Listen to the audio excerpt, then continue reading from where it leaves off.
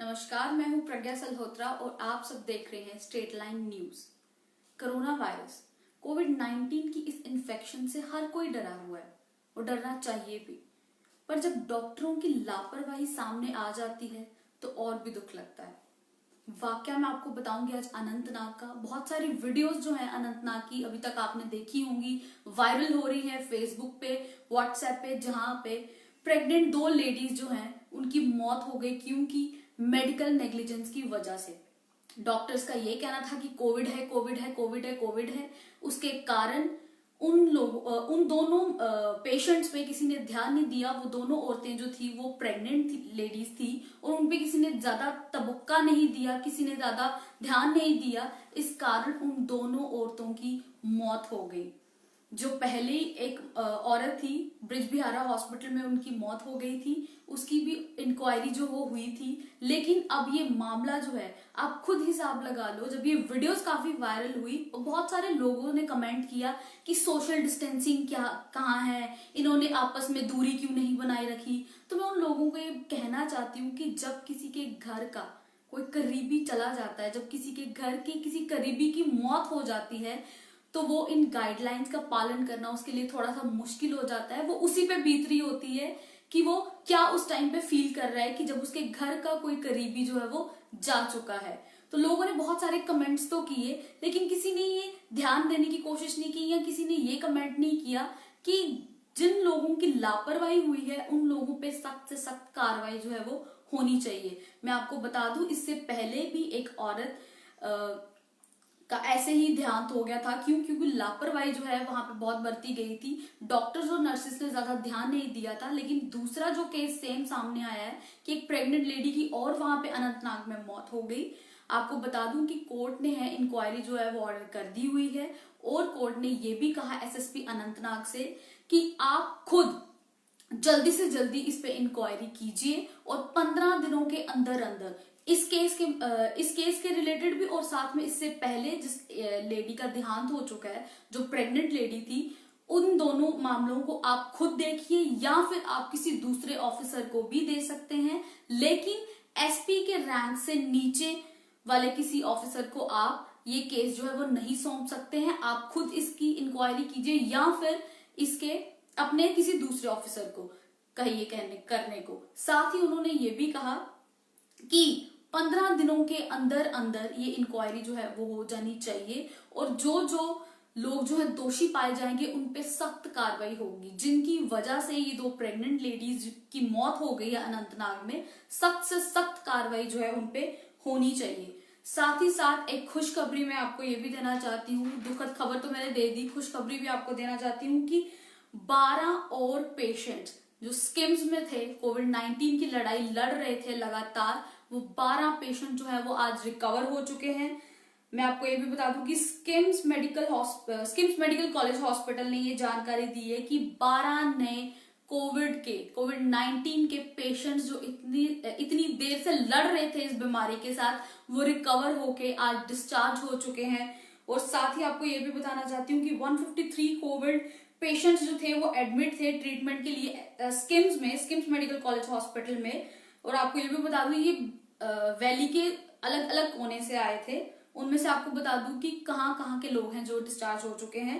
5 लोग जो हैं वो बारामूला से डिस्चार्ज हो चुके हैं।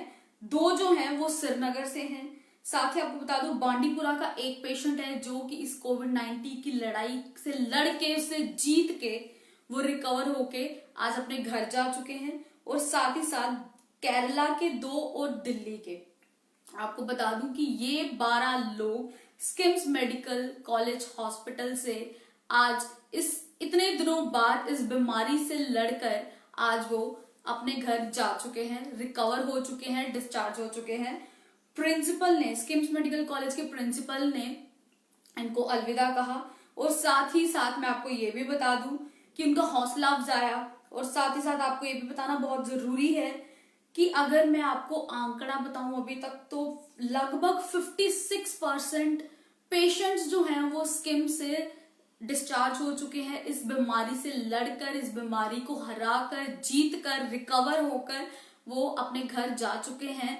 56% कोविड-19 की लड़ाई से लड़के स्किम्स हॉस्पिटल की मैं बात कर रही हूँ, स्किम्स मेडिकल हॉस्पिटल, जो कि मैं आपको बता दूं 56% लोग पेशेंट्स जो हैं वो ऐसे हैं जो कि रिकवर होके डिस्चार्ज होके अपने घर जो है वो जा चुके हैं।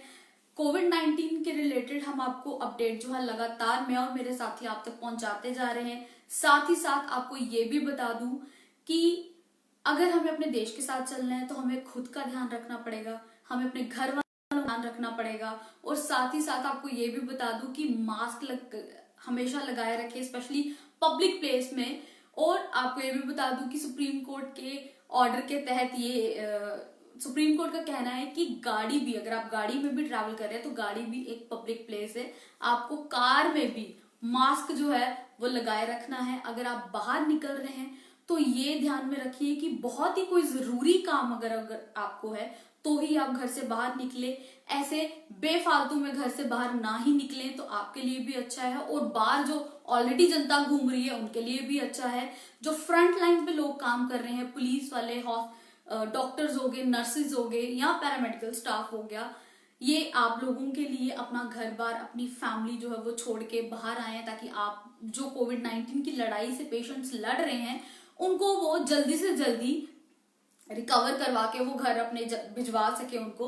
तो हमें उन लोगों को भी ध्यान में रखते हुए, अगर वो हमारे लिए इतना कर रहे हैं तो आपको खुद के लिए और कितनी मैं कहूंगी समझदारी जो है वो बरतनी पड़ेगी। तो मैं आपको यही कहूंगी कि अपने अपने घरों में रहो, सेफ रहो, और जल्दी से जल्दी इंतजार करो कि कब वो टाइम आएगा कि हम लोग, हमारा देश जो है वापस उसी स्पीड में हम लोग घूमेंगे, अपने घरों से बाहर निकलेंगे, अपने कामकाज पे जाएंगे, कहीं बाहर घूमने जाएंगे। ये तभी पॉसिबल हो पाएगा जब हम लोग ये सारे प्रिकॉशन जो है वो लेंगे, जब हम इन सारी चीजों को सीरियसली लेंगे। बट अगर हमने इन सब चीजों को निग्लेक्ट करके घर से बाहर निकल गए without mask, without sanitiser use किए, या फिर विदाउट ग्लव्स के साथ, तो आप देख ही सकते हैं कि आंकड़ा जो है वो दिन ब दिन बढ़ता ही चला जा रहा है। चाहे मैं देश के किसी भी कोने की बात करूं, किसी भी यूनियन टेरिटरी या किसी भी स्टेट की बात कर लूं, तो आप खुद भी देख रहे हैं, आप अपने अपने फोनों में रोज देखते हैं, आप अपने टेलीविजन पर रोज देखते हैं